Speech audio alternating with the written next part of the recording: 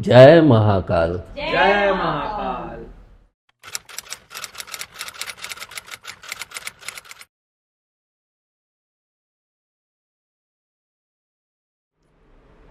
बेटा, आपका प्रश्न तो बहुत उचित है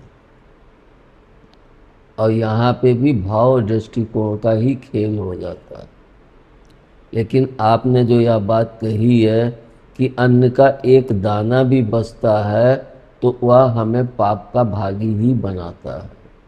अगर हम उसका सदुपयोग करते हैं तो वह हमें दुआएं देता है। इसको हम कई प्रकार से और अलग अलग ढंग से ही समझ सकते हैं। जैसे कि हम अपने पुराने समय में लोगों को देखते थे कि लोग भोजन करते थे, उसके बाद थाली में पानी डाल के धो के और उस पानी को भी पी जाते थे। तो यह उसको सम्मान देना होता था कि हम भोजन को कि हे प्रभु, मेरे अहो भाग्य कि आज मुझे भरपेट भोजन प्राप्त होगा। तो वह हम जब उसको वह सम्मान देते हैं कि आज मेरी क्षुधा पूर्ति हुई और प्रभु मैं यही प्रार्थना करता हूँ कि मुझे हर समय भोजन की उपलब्धता बनी रहे। और अगर हम यह सब करते हैं तो जैसे कि हमारे सनातन धर्म में हर चीज़ का सम्मान करना ही सिखाया जाता है। हम देखें तो किसी और धर्म में पेड़ को न पूजा जाता है, नदियों को भी नहीं पूजा जाता है, उनको देवियां तक मानने को नहीं कोई तैयार होता है।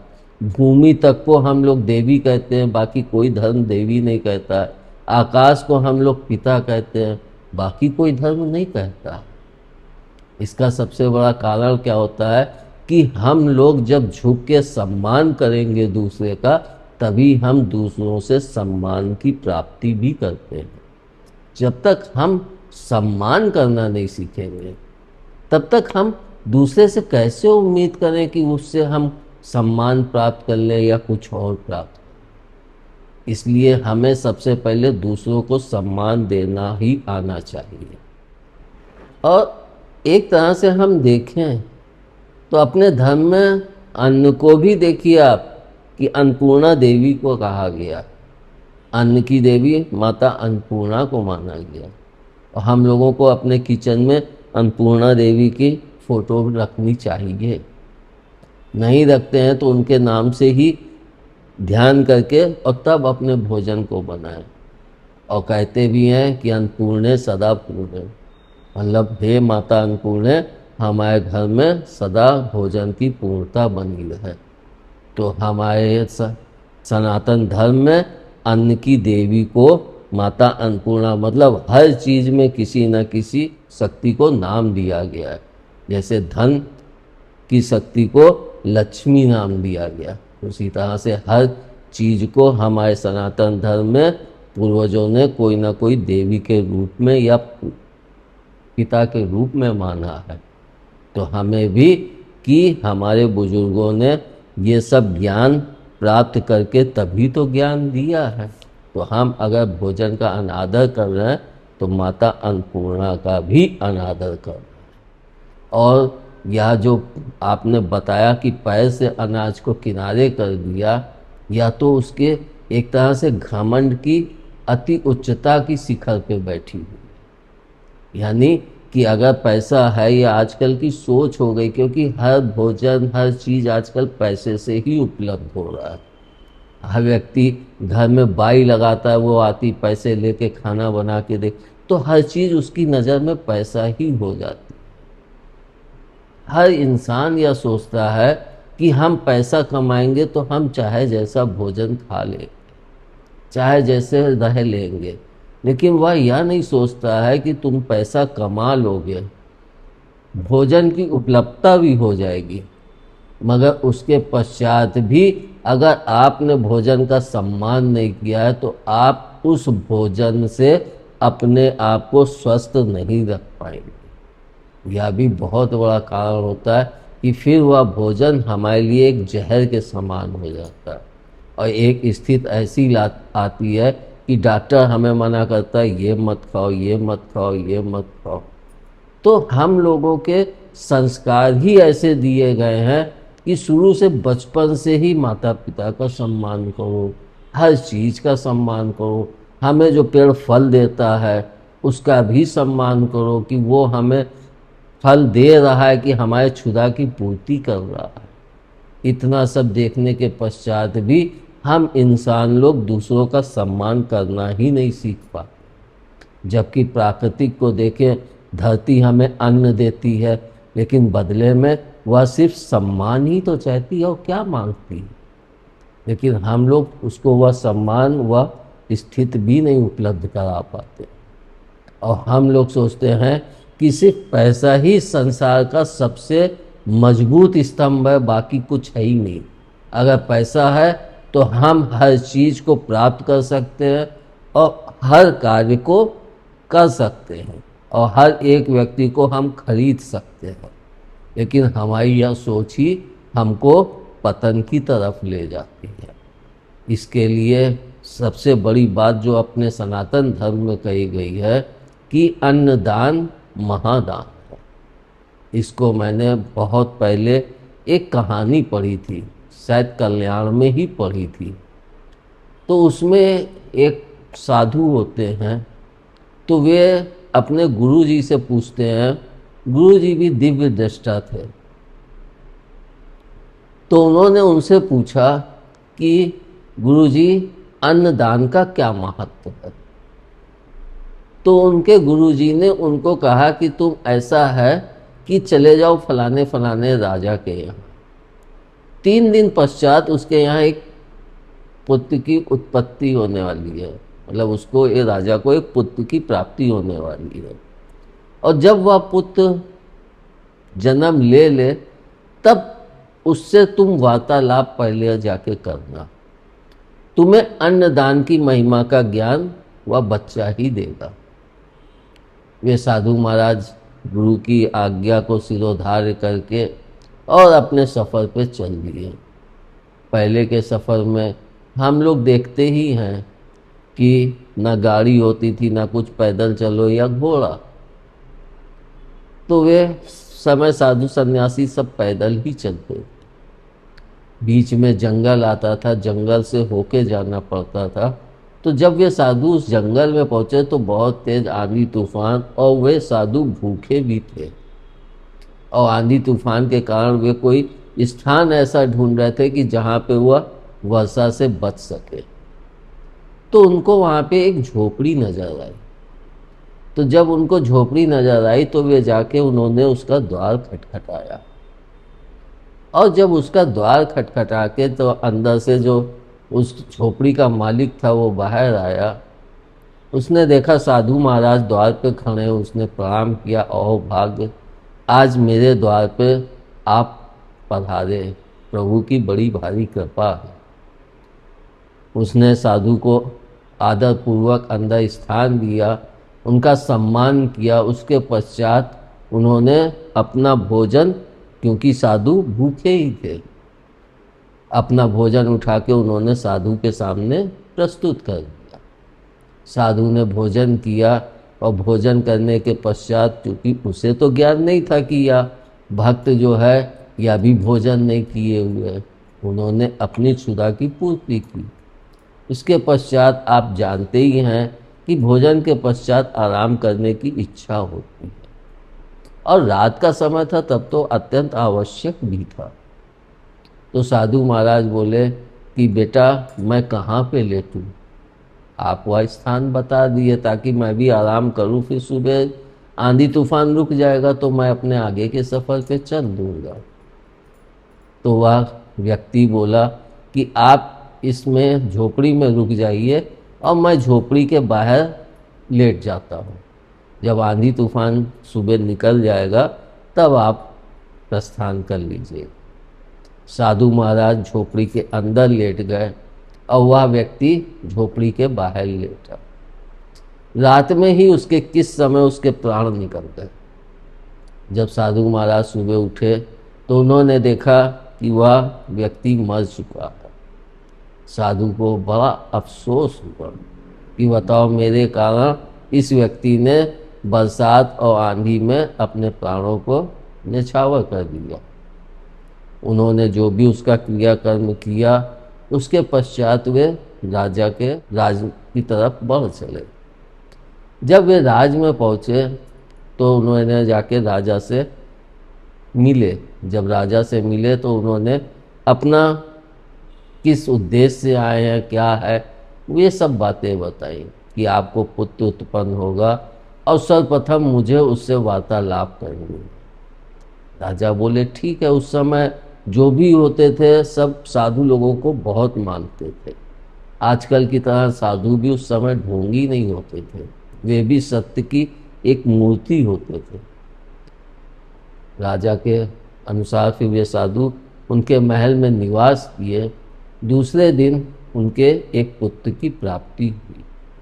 तो जैसा कि साधु ने कहा था, तो उस हिसाब से जब उनको पुत्र की प्राप्ति हुई तो राजा ने सर्वप्रथम साधु को ही अपने पुत्र से भेंट करने के लिए कहा। साधु ने कहा कि मुझे एकांत में चाहिए। उसको एकांत दिया गया। तब साधु ने उस बालक से कहा कि मुझे मेरे गुरु ने आपके पास भेजा है कि मुझे आप अन्नदान की उस महिमा का ज्ञान देंगे। यह सुन के वह बच्चा बड़ी तेज खिलखिला के हंसा। साधु विस्मित हो गया। क्यों विस्मित हो गया? इतना छोटा बच्चा अभी जन्म लिया है, एक दिन भी नहीं हुआ पूरा, और बच्चा खिलखिला के हंस रहा था। तब बच्चे ने कहा कि महाराज, आप मुझे अभी भी नहीं पहचान पाए। साधु और ज़्यादा विस्मित हो गया। ये क्या कह रहे हैं कि मैंने तो इसको कभी देखा नहीं, इसने तो अभी जन्म लिया है, तो ये कैसे कि आपने मुझे पहचाना नहीं? तब उस बच्चे ने कहा कि जिसने आपको कल भोजन कराया था और जहाँ पे जिस व्यक्ति की कुटिया में आप सोए थे, मैं वही व्यक्ति हूँ। आपको सिर्फ एक समय का भोजन ही, जो बहुत थोड़ा था, मतलब भरपूर पेट की क्षुधा भी नहीं शांत होती थी, मगर जो था उसके ही कारण मुझे आज इस राजा के पुत्र के रूप में जन्म मिला। तो हम लोग इस कहानी से यही सीख मिलती है कि हम लोग अभी का देखते हैं, पैसे अनाज को किनारे कर दिए और करके उसको ये नहीं सोचते हैं कि कल को जब ये अन्न हमसे बदला लेगा तो हम खाने के लिए मोहताज हो जाएंगे। हमको यह अन्न ऐसी बददुआएं देगा कि हम एक एक रोटी के लिए तरसने लगेंगे। इसलिए हम अन्न का सम्मान करना आज से ही आरंभ कर दें। भले आज लक्ष्मी है, लेकिन लक्ष्मी भी कभी स्थिर नहीं रहती है। लक्ष्मी को हमेशा चल कहा गया है, आज मेरे पास कल तेरे पास। इसलिए हमें अपने संस्कार ही अच्छे करने चाहिए, ताकि हमारे संस्कार अच्छे हों तो हमारा जीवन भी बहुत सुगमता से अपने लक्ष्य की तरफ बढ़ सके। और यहाँ पे भी हम देखें तो हमारे भाव का दृष्टिकोण यहाँ पे भी आता है। हम अगर देखें, खेती से जब फसल हो जाती है तो कटाई करने के बाद वे एक जगह पे ढेर करते हैं। फिर वहाँ पे ये नहीं देखा जाता है कि हम उस पर पैर रखें या वो रखें, क्योंकि वहाँ पे हमारा भाव परिवर्तित हो। और इसमें भाव ये भी है कि वहाँ पे भाव परिवर्तित है, लेकिन वह अनाज अभी खाने लायक नहीं बना है। यानी जब हमारे सामने भोजन बन के तैयार है तो हमें उसका सम्मान करना है। ऐसे अन्न का, जैसे कि कोई बहू घर में जब पहले बार प्रवेश करती है तो कुछ आपने देखा होगा, कुछ लोगों के यहाँ लोटे में चावल भर के रखा जाता है और बहू से कहते हैं कि पैसे लात मारो। उसका क्या कारण होता है? क्योंकि चावल सबसे शुभ माना गया, और बहू जब उस पर पैर मार के उसको घर के अंदर बिखराती है कि हमारी जो बहू आ रही है अभी तो वह लक्ष्मी है, जब चंडी बनेगी तब की तब देखी जाएगी।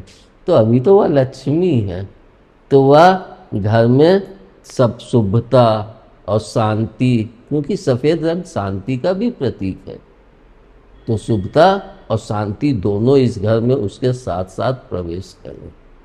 तो हम इसको इस ढंग से अगर देखेंगे तो वह उचित है। लेकिन बने हुए भोजन को कभी पैर से नहीं मारना चाहिए। एक चीज़ और हम और भी देखते हैं, लोग शादी ब्याह में भोजन बच जाता है, कोई घर में मेहमान आ रहे हैं, किसी कारणवश नहीं है, भोजन बच गया, खाया नहीं जाता है, तो वे लोग क्या करते हैं कि भोजन को उठा के फेंक देते हैं। जब तक खाया गया नहीं, फेंक देते हैं। अगर इसमें हम अपनी थोड़ी सी मेहनत लगा के, थोड़ा सा ज्ञान लगा के उस भोजन को गरीबों में खिला दें या पशु को खिला दें, तो किसी के पेट की क्षुधा की पूर्ति कर देते हैं। और जब हम उसके पेट की क्षुधा की पूर्ति करते हैं तो हमें वह अन्न भी आशीर्वाद दे रहा है, और जिस व्यक्ति या जिस पशु की हमने क्षुधा पूर्ति की है वह भी हमें आशीर्वाद ही देता है। इसको हम इस तरह से भी देखते हैं कि पहले के समय में लोग अपने घर में चिड़ियों के लिए दाना रखते थे, पानी रखते थे कि पिएं। चिड़िया आती थी, मेरे घर में भी बहुत आती थी, छज्जे में दाना पानी रखा जाता था, आती थी, चह चह चह चह करती थी, बड़ा अच्छा लगता था। आजकल लोग ऐसे फ्लैट में रहते हैं, वो रहते हैं, वहाँ पे भी वो पक्षियों के लिए ना दाना रखते हैं, कुछ रखते ही नहीं है। तो यह भी हमारा स्तर नीचे की ओर ही तो गिरता जा रहा है। अगर हमारे अंदर पशु पक्षियों के लिए प्रेम नहीं है, जो हम मनुष्यों के ऊपर निर्भर हैं, और हम मनुष्य भी उन पशु पक्षियों के ऊपर निर्भर हैं। ये आप मत समझ लीजिए कि सिर्फ वे हमारे ऊपर निर्भर हैं। अगर गाय हमें दूध ना दे तो सबसे पहले जब बच्चा जन्म लेता है तो माँ का दूध नहीं होता है, तो उसे गाय का ही दूध पिलाया जाता है। तब गाय एक माँ का, उसका दूध एक माँ का हक अदा करता है, और हम उस गाय को वह माँ की तरह पूज भी नहीं पाते। लेकिन अपने धर्म में यह भी सिखाया जाता है कि गाय हमारी माता है, उसको हमें सम्मान देना चाहिए। तो यह हमारे सम्मान किसको देना चाहिए, किसको नहीं देना चाहिए, आज के युग में सब लोगों के लिए सम्मान सिर्फ एक ही चीज़ है कि पैसा हो। अगर तुम्हारे पास पैसा है, तुम्हारे पास गाड़ी है, तुम्हारे पास बंगला है, तो तुम्हें सब लोग सम्मान देंगे। और इसी सम्मान को प्राप्त करने के लिए लोग रात दिन मेहनत करते हैं, रात दिन भागते दौड़ते हैं, और फिर भी उनको वह सम्मान प्राप्त नहीं हो पाता। इसका भी सबसे बड़ा कारण यही होता है कि वे किसी को सम्मान देना ही नहीं जानते हैं। सिर्फ पैसा कमाने के लिए, हर प्रकार के कर्म करने के लिए भी उतावले होते हैं, जिसको हम लोग आजकल देखते भी हैं कि आप पैसा दे दीजिए तो लोग अपने धर्म को भी बदल लेंगे। अपने जिस व्यक्ति के यहाँ काम कर रहे हैं उसके प्रति अपनी ईमानदारी को भी परिवर्तित कर लेते हैं, यहाँ तक कि पैसे के लिए अपने देश के साथ भी गद्दारी कर देते हैं। तो सिर्फ अगर आपकी नज़र में पैसा ही है तो आप चाहे अन्न का अपमान करें, चाहे जिसका अपमान करें, आपको कोई भी सिखा नहीं पाएगा। लेकिन अगर आपने रुपए को छोड़ के कि खाली इस संसार में लक्ष्मी ही सब कुछ नहीं है, बाकी चीज़ों का भी अपना अपना स्थान है, और उनको हमें मान देना चाहिए। जिस दिन आप यह सीख लेंगे उस दिन आपका जीवन एक तरह से बहुत संयमित और दूसरों के लिए एक उद्देश्य हो जाएगा। यानी उनको भी आपसे कुछ ना कुछ उद्देश्य की प्राप्ति या लक्ष्य की प्राप्ति का मार्ग प्रशस्त होने लगता है। इसलिए हम अपने को जितना अच्छा और जितना अन्न या किसी भी चीज़ का हो, यहाँ तक कहते हैं अगर एक पागल व्यक्ति से भी ज्ञान की बातें मिल रही हैं तो उसको भी गुरु मान लो, क्योंकि उसने तुम्हें कोई तो ज्ञान दिया। तो जब उसने ज्ञान दिया तो वह आपका गुरु हो गया। इसी कारण से कहते हैं कि एक मनुष्य के जीवन के पूरे चक्र में उसके कितने ही गुरु हो जाते हैं, उसको कितने लोगों से ज्ञान प्राप्त होता है, मगर वह सम्मान कितने लोगों को करता है। सिर्फ प्राप्त करना ही प्रेम नहीं होता है, प्रेम देना भी होता है। जब हम प्रेम देते हैं तभी हमें प्रेम मिलता है। तो जब हम उस अन्न को, उस भोजन को प्रेम देंगे तभी हमें भोजन भी दुआएं देगा और हमको वह प्रभु का आशीर्वाद भी प्राप्त होगा। धन्यवाद। जय महाकाल। जय महाकाल।